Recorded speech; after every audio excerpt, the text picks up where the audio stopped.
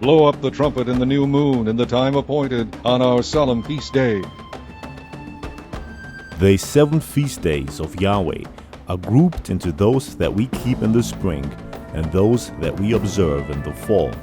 All of the fall feasts take place in the 7th Hebrew month. Once again, it is vital to gain an understanding of the Hebrew calendar. We are now at Yom Teruah, the feast of the blowing of Teruah, trumpets, or perhaps better, Shofar.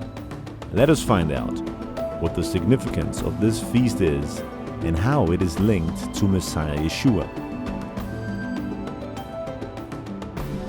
What is in our translation rendered as trumpets is in the Hebrew shofar.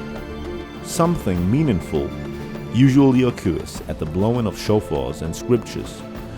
When Yahweh prepared Israel to enter into the covenant with him, he descended unto Horeb in flames, thunder, and lightning. There was a loud blast from the shofar that went beforehand. Joshua attacking the city of Jericho was preceded by the divine commands to encircle the city for 7 days with 7 shofar blasts. From the Brit Hadashah, the New Testament, we know that a trumpet, or shofar, will also sound at the return of the Messiah. Apostle Shaul to the Thessalonians, "For the Lord himself will come down from heaven with a rousing cry, with a call from one of the ruling angels, and with God's shofar. Those who died, united with the Messiah, will be the first to rise." In his letter to the Corinthians, Paul is even more specific.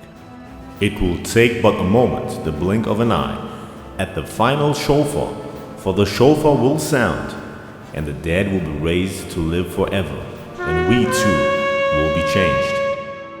Alright, so Messiah will come to the earth at the blast of the shofar, just as at Sinai. But the last and final shofar, last and final from what? Let us look at Yom Teruah once again. We celebrate this day with shofar blasts. The spring and fall feasts are centered around Lord Yeshua. Shaul says Messiah will return at the last shofar. Last from what? The last book of scriptures, Revelation, gives us the full picture.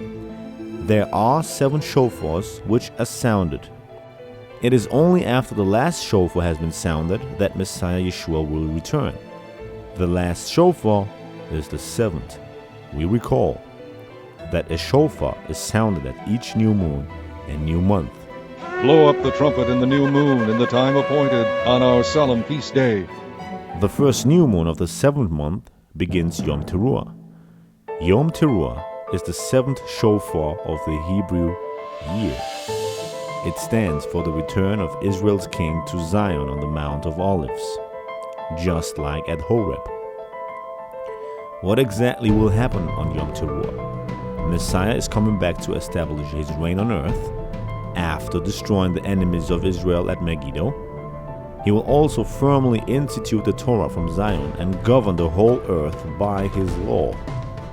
We find a prophetic forecast of this from the writings after the rebuilding of Jerusalem by Ezra and the walls of it by Nehemiah. We interestingly read in the book of Nehemiah what took place on the first day of the 7th month, which is Yom Teruah. The event that took place is a prophetic foreshadowing of future events. The captives had returned, settled back in their cities, and the Torah was again established.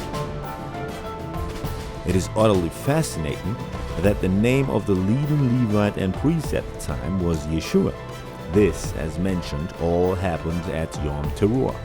In the Messianic age, all the believers that rule with Messiah are those that went through the Great Tribulation, either having died in it or having survived. These are the ones Apostle Shaul speaks of in his letters. The rest of mankind will then have to appear before Adonai Yeshua at the white throne judgment. Just as the Day of Atonement is 10 days away from the day of the shofar blowing at Yom Teruah, so also is the last and true Day of Atonement prophetically 1,000 years away from Messiah's return. The entire salvation plan of Yah has been laid out in the feasts for us. Our promise for atonement comes in the fullness of time, represented by the number 10 in the Torah. After Messiah's return, we count down to our purification upon his arrival. So we wait for Messiah Yeshua to return and take us home. Even so, come, Lord Yeshua.